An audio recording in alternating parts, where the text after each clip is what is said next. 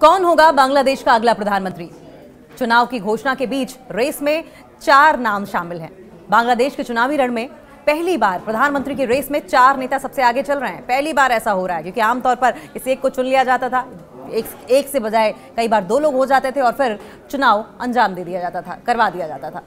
चुनाव में जीत किसी को भी मिले, इन्हीं 4 में से कोई एक प्रधानमंत्री नियुक्त होगा। कौन कौन है वो? बांग्लादेश में संसद की 300 सीटों के लिए फरवरी 2026 में चुनाव प्रपोज्ड है, चुनाव प्रस्तावित हैं और इसकी घोषणा कभी भी की जा सकती है।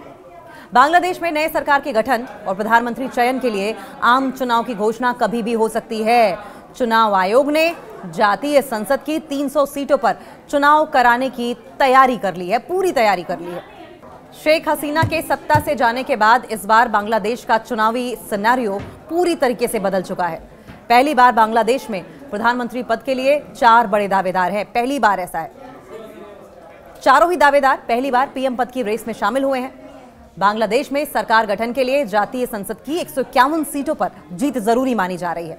बांग्लादेश में इस बार 3 पार्टियों के बीच सियासी मुकाबला है। सबसे पुरानी पार्टी आवामी लीग इस बार चुनावी मैदान में नहीं दिखेगी। अंतरिम सरकार की पहल पर चुनाव आयोग ने आवामी लीग पर बैन लगा दिया है।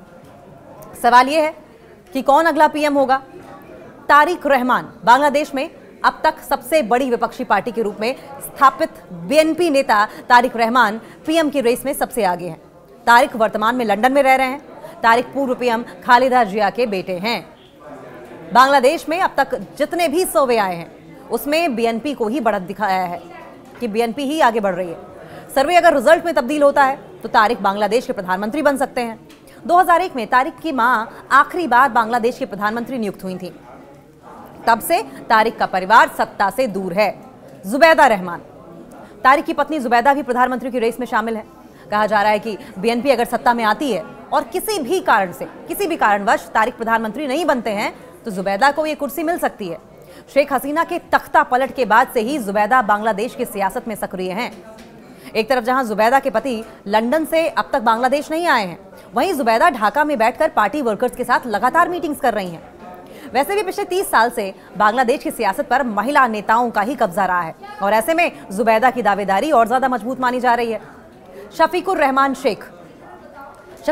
शेख हसीना के सत्ता से जाने के बाद जमात का तेजी से उभार हुआ है और ऐसे में जमात-ए इस्लामी के अमीर शफीकुर रहमान को भी प्रधानमंत्री पद का प्रबल दावेदार माना जा रहा है। जमात ने अकेले सभी सीटों पर लड़ने का ऐलान किया है। जमात के नेता धर्म को मुद्दा बनाकर चुनावी रण में उतरने की तैयारी कर रहे हैं। हालांकि बांग्लादेश आंदोलन में उसकी पुरानी भूमिका से उसके लिए आगे की राह आसान नहीं है। नाहिद इस्लाम अगला नाम। शेख हसीना के तख्ता पलट में अहम भूमिका निभाने वाले छात्र नेता नाहिद इस्लाम भी प्रधानमंत्री पद के प्रबल दावेदार माने जा रहे हैं। नाहिद ने चुनाव की घोषणा से ठीक पहले तीसरे फ्रंट की घोषणा की है। नाहिद की पार्टी ने 7 दलों के साथ राष्ट्रीय जनतांत्रिक मोर्चा का गठन किया। नाहिद यूनुस की सरकार में एडवाइजर भी रह चुके हैं।